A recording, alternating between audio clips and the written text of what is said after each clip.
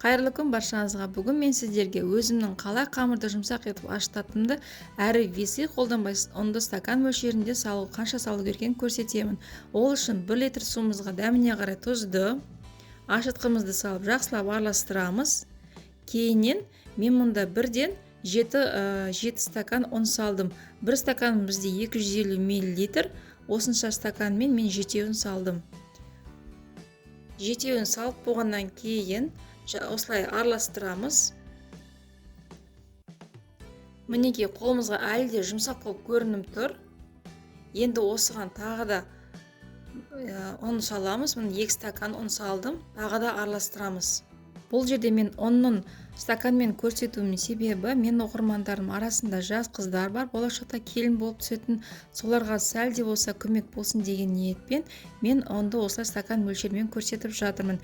Әрі үйде қолданатын весі әркім үйінде бола бермейді, сондықтан оңай жолды көрсеттім. Мен мұнда тағы да 2 стакан салдым, бар жоғы 1 литрға 11 стакан ұн кетті. Енді осыны сәл араластырып болғаннан кейін ең соңында сұйық майымызды құйып 100 мл тағы да қамырымызды илейміз. Сол кезде қамырымыз қолға жабыспайтын болады. Енді осыған жақсылап ауа кірмейтіндей етіп мен осылай дәл осылай пакетпен жауып қоямын. Осыны көтерілгенше 1 сағаттай қойып қоямыз. Енді мен мұнда алдын ала картошканы қайнатып алдым. Үстіне жақсы маргаринімізді салып араластырып жібереміз. Міне енді ұнымыз көтерілді. Қараңыздар қандай жұмсақ болып көтерілді. Аздап қолымызды майлап алып, осылай пакетімізде алып тастаймыз. Қолымызды тағы да аздап майлап, осылай ұнымызды сәл түсіреміз. Енді силиконовый ковригімізді алып, дәл осылай барлық жеріне жағып шығамыз. Қамырымызды бөліп шығамыз осындай бөліктерге. Міндетті түрде қолдарыңызды майлаңыздар. Өйткені онымен жасасаңыздар қамырымыз жұмсақтығы кетіп қалады. Қамыр, яғни өзіне ұнды сіңіріп алады да қамырымыз қатая береді. Сондықтан қолымызды майлап тұрып жұмыс істеген жақсы. Міне дәл осылай қамырымызды бөліктерге бөліп болғаннан кейін домалақтап шығамыз. Бұл жерде мен қазір пирожки дайындайтын боламын.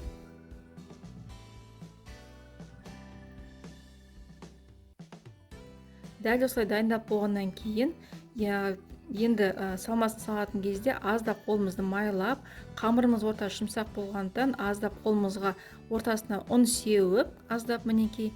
Өйткені бұл ұн сепкен себебіміз қамырымыз біріне жақсы жабысатын болады. Ал сыртын жапқан кезде қолымызды тоже ұнмен алып, пирожкиміз жауып шығамыз. Сол кезде қамырымыз жақсы жабысатын болады бір-біріне. Яғни ашылып кетпейді. Міне мен пирожкилерім дайын. Енді осыны қызып тұрған отты сәл үстіне бірінші бастырып аламыз майдың көмегімен қолын пирожкидің үстінен. Енді қызып тұрған тавада пирожкилерімізді қызарғанша пісіріп ала береміз. Осы әдіспен сіздерге дайындап көруге кеңес беремін.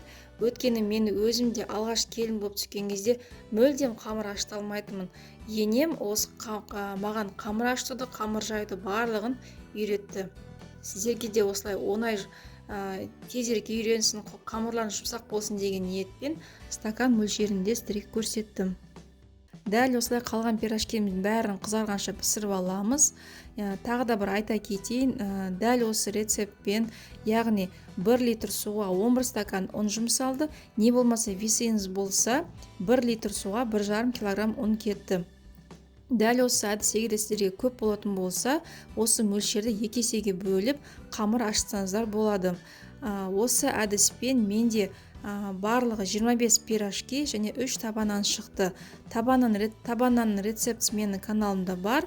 Міне нандарымыз дайын, дастарханымыз берекелі болсын.